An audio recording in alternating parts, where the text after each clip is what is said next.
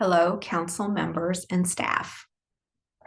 This video is going to update you on what is happening with one of our current projects. Some things have changed with the Supporting Language Access in Schools project. So the grantee has created a new project proposal and budget that is attached to this email. These changes will require a full council vote at our March meeting. So to get ready for the meeting, please do the following. Read the new proposal and the new budget. Bring any questions you have to the meeting for the grantee to answer. And be ready to vote on the new proposal. So let's talk about why this project is important. A few years ago, the council learned that Spanish-speaking families who had kids with disabilities were not receiving educational interpretation or translation services.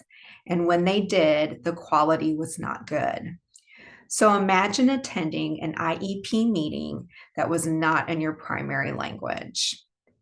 We learned that some family experiences included that they did not understand the IEP, the Individual Education Plan, and other documents that they had to sign. They didn't understand their education rights.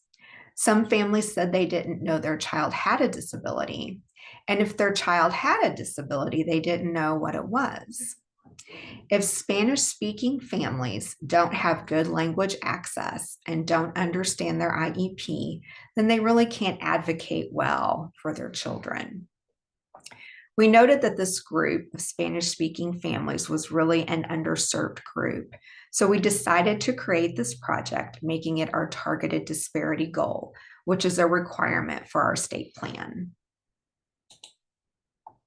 So the council created the Supporting Language Access in Schools project.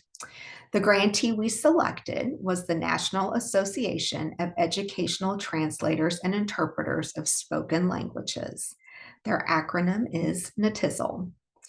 This is a 3-year project for $200,000 that we created, and NATISL planned on subcontracting with Revolución Educativa, otherwise known as RevEd.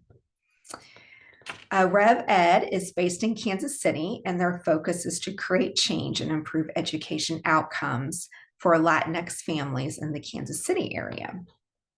The project is halfway completed, and it is very successful. So the project work in this project, we planned on providing statewide virtual trainings, coaching sessions, and resources to school leaders to include a database of qualified interpreters. We plan to provide outreach to Latinx and other emergent bilingual families with students that have developmental disabilities to educate and advise the project. Students and families would be selected to be trainers about language access and self-advocacy. RevEd hired regional cultural brokers to educate families about language access and education rights. And students and families were to be the experts leading the changes. They would be the trainers for language access and education rights, along with experts. So it was really going to be a grassroots project with families who have students with developmental disabilities really leading that work. So RevEd was doing a great job with this project. They were the subcontractor doing all of this grassroots work with the families, but RevEd now feels that they need to drop out of the project. Sometimes grant projects just don't go as planned, and so we have to adapt. And this is just one of those situations. This project has been a great project. When the project was created, RevEd felt confident to implement the work plan, but now they're just voicing concerns that they need to shift their resources to some of their other projects. They just don't have the capacity to continue with this project with the other work that they're striving to do right now. So Rita Brusca Vega, she is the project lead with NATISL. She will join us at our March meeting. And Rita will explain how she feels like they can continue to meet the goals of the project, but they're just planning on doing it in a different way.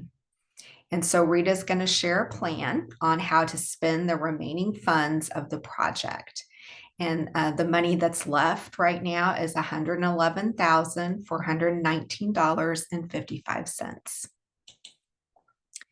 So to get ready for the meeting, read the new proposal and the new budget.